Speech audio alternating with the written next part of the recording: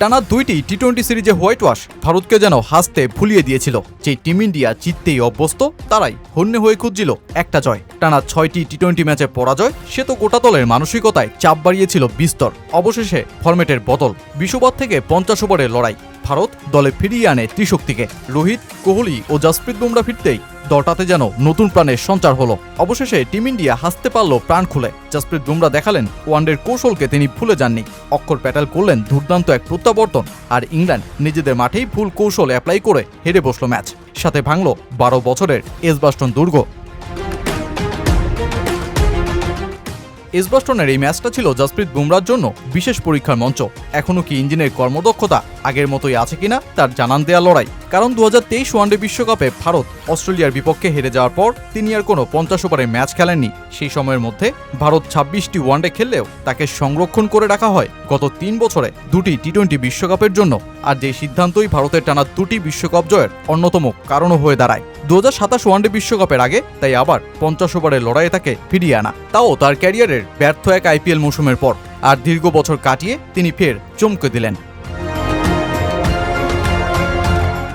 জাসপ্রীত বুমরা তৈরি করা প্রশ্ন ব্যাটারদের জানা, তবুও সেই প্রশ্নের উত্তর করতে ভোগেন ব্যাটাররা। হার্ড লেন্থে আউটসুইঙ্গার, আবার একই লেন্থের একই অ্যাঙ্গেলে ইনসুইঙ্গার, যা আজও দুর্ভেদ্য ব্যাটারদের জন্য। এদিন বুমরা শুরুতেই এতটাই চাপে রাখেন ইংল্যান্ডকে যে ডাকেট ও জ্যাকব ব্যাথেল রক্ষণাত্মক হয়ে পড়েন শুরুতেই। ওপেনিং জুটিতে ইংল্যান্ড যখন পরীক্ষা চালাচ্ছে তখন জ্যাকব ব্যাথেলকে প্রথম রান করতেই 13 বলের সুযোগ নিতে হয়। আর যেই শুরুর চাপ ইংল্যান্ডকে পিছিয়ে দেয় বেন ডাকেট, তবুও 43 রানে লড়াই করে ফেরেন জ্যাকব ব্যাথেল, 14 রানেই হন আউট। এরপর জরুটের কাঁধে পড়ে ভারতীয় বোলারদের সামলানোর দায়িত্ব। অপর পাশে যখন একের পর এক উইকেট পড়ছে, 107 রানেই যখন 6 উইকেট নাই, তখনই লিয়াম ডসনকে নিয়ে সপ্তম উইকেটে 121 রানের জুটি, যা ভারতকে রীতিমতো হতাশ করে ছাড়ে। লিয়াম ডসনের ক্যারিয়ার সেরা 68 রান আর জরুটের অপরাজিত 76।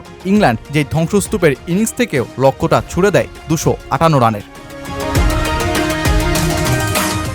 এজবাস্টনের মাঠে তখন পেসারদের চাহিদা স্পষ্ট হয়ে ওঠে। আর এখানেই ইংল্যান্ড পরিকল্পনায় মস্ত বড় গলতটা ঘটিয়ে বসে। একাদশে 5 জন স্পিনিং অপশনের বিপরীতে পেসার ছিল মোটে 3 জন। ফলে পেসারের ঘাটতিতে জোফ্রা আর্চারের ওভারগুলো শুরুতেই বেশি ব্যবহার করতে বাধ্য হন হ্যারি ব্রুক। আর ভারতও যেই সুযোগ লুফে নেয়। শুভমান গিল 80 রানের ইনিংস খেলে রিটায়ার্ড হার্ড হয়ে ফিরলেও তিনি জানিয়ে দেন তার ধারাবাহিক ব্যাটিং শো চলবেই। তবে ভারত এই ম্যাচেও ব্যাট হাতে চাপে পড়ে। দলটার ব্যাটিংয়ে 3টা স্তম্ভ একই দিনে পরাস্ত হন। রোহিত শর্মা, বিরাট কোহলি ও কে.এল. রাহুলের ব্যাট থেকে আসে একত্রে 17 রান।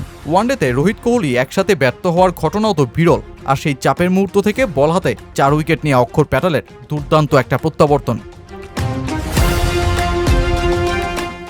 দল থেকেই বাদ পড়া। অতঃপর এবছর প্রথম ওয়ানডে ম্যাচে খেলতে নেমে ওয়াশিংটন সুন্দরের সাথে 102 রানের ম্যাচ উইনিং জুটি, দুজনই অর্ধশতক ছুঁয়েই ম্যাচ জিতিয়েই ফেরেন। আর ভারত বহু প্রতীক্ষার পর স্বস্তিতে বিজয়ের নিঃশ্বাসটা নিতে পারে। একটা জয় যে এতটা প্রতীক্ষিত হতে পারে সেটাই তো জানলো টিম ইন্ডিয়া। তাও এই ম্যাচটা ইতিহাস করেই জিতল ভারত, কারণ এজবাস্টনের এই মাঠ তো ইংল্যান্ডের ওয়ানডে দুর্গ।